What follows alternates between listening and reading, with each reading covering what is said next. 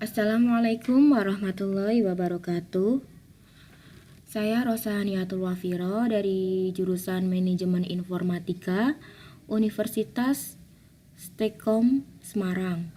Di sini saya akan memaparkan materi yang berkaitan dengan sistem pendukung keputusan atau biasa disebut dengan Decision Support System. Definisi DSS menurut para ahli.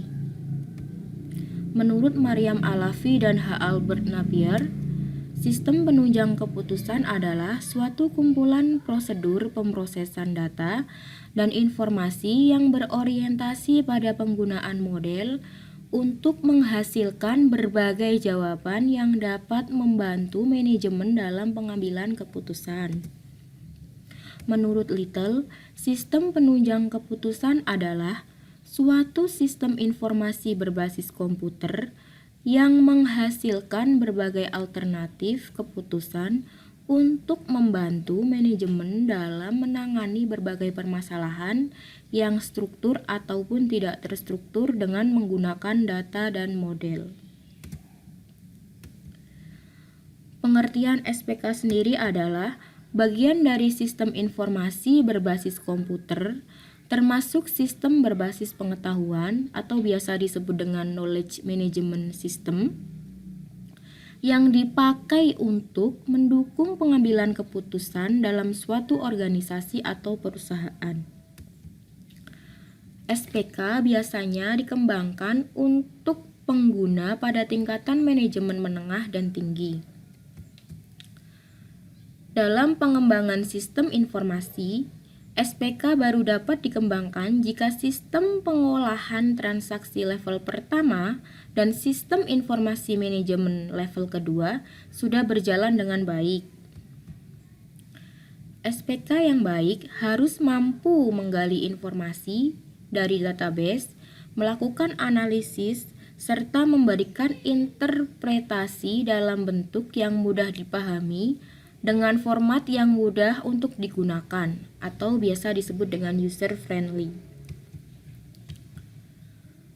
Karakteristik umum sistem pendukung keputusan.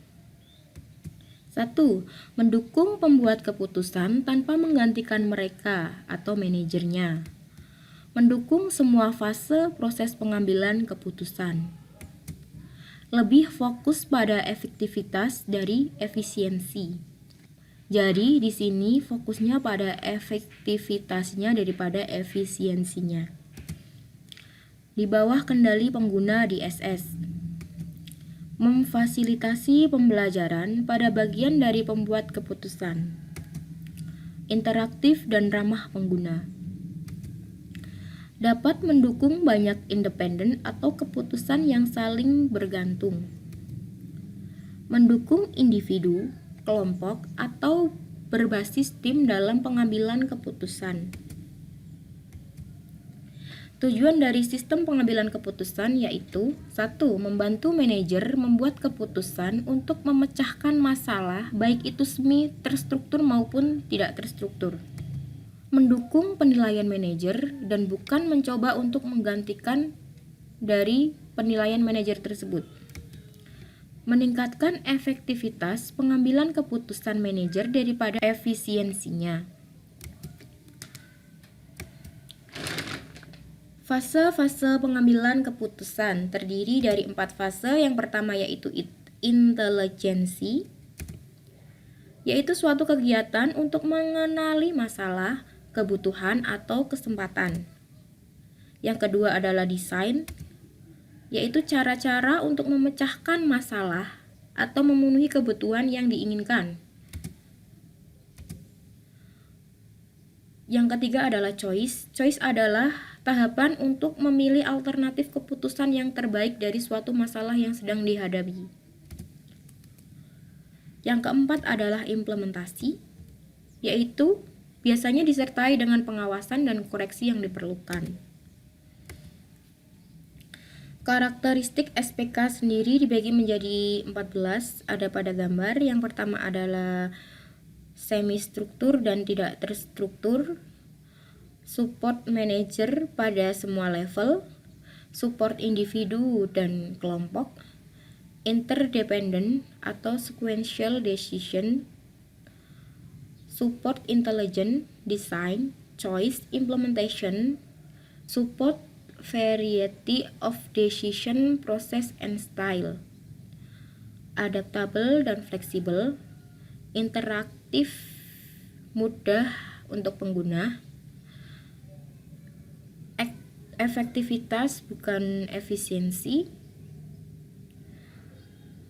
pengguna untuk mengontrol sistem, easy of development by end user, modeling and analysis, data access, dan berintegritas dengan web.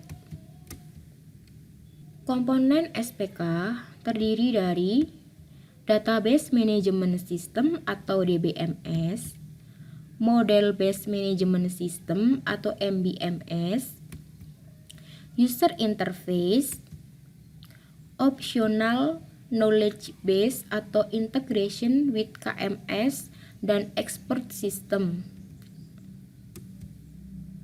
Komponen SPK. Susunan komponen SPK dapat dilihat pada layar. Di sini ada data. Data itu bisa diperoleh dari eksternal maupun internal perusahaan. Lalu ada data manajemen. Setelah itu ada model manajemen, eksternal model yang terhubung dengan knowledge base subsystem. Lalu user interface, manager user, organisasional, dan terhubung pada komputer visit system, internet, intranet, dan extranet. Proses pengambilan keputusan. Ini adalah langkah atau tahapan pengambilan keputusan dari realita, lalu dibikin asumsinya, masuk pada proses intelijen. Dalam proses intelijen itu ada organisasional objektif, pencarian dan scanning prosedur, data collection, mengidentifikasi masalah, mengklasifikasikan masalah, dan problem statement. Lalu setelah dari intelijen masuk ke proses desain. Pada proses desain ada tahapan formulate a model, set criteria for choice, pencarian alternatif, predikat, dan measure outcomes. Pada desain, lalu kita akan masuk ke tahapan choice atau pemilihan. Di sini ada beberapa langkah, yaitu solusi untuk modelnya, sensitivity analysis, memilih alternatif terbaik, plan for implementation, dan design of a control system. Lalu dari choice kita, setelah diterapkan, lalu dari choice kita masuk ke tahapan implementasi of solution. Jika solusi itu berhasil, maka dapat diterapkan pada reality. Tapi jika tidak, maka jika gagal diterapkan tidak sesuai dengan keadaan atau realita, maka akan kembali ke proses intelijen untuk mengidentifikasi kembali apakah masalah yang kita identifikasi tadi ada yang terlewat atau tidak. Lalu untuk selanjutnya adalah pengambilan keputusan. Pada pengambilan keputusan terdapat jenis keputusan, yaitu keputusan terprogram, artinya keputusan itu sering dilakukan atau berulang dan rutin sekali kita lakukan.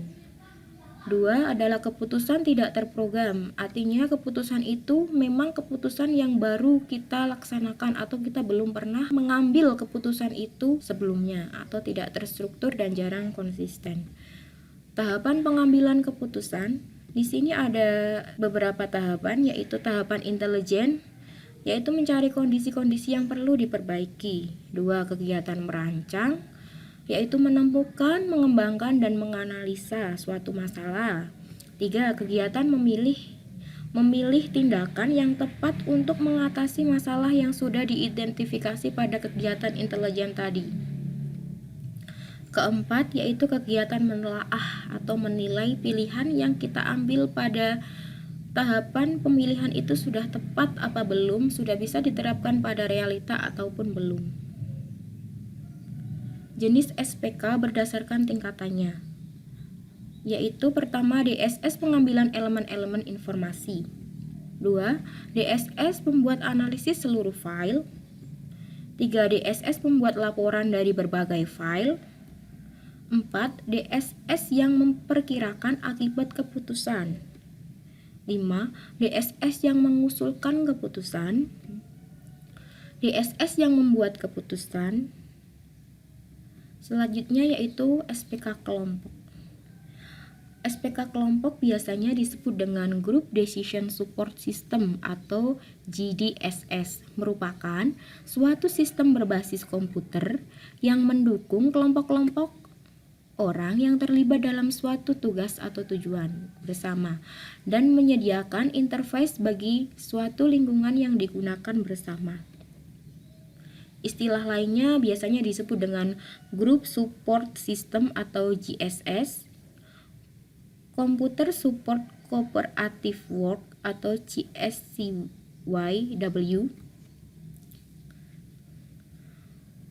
Computerized Collaborative Work Support, Electronic Meeting System atau EMS. Perangkat lunak yang digunakan disebut dengan Group Wire. Terima kasih, sekian pemaparan materi dari saya, kurang lebihnya mohon maaf. Wabillahi taufik wal hidayah. Wassalamualaikum warahmatullahi wabarakatuh.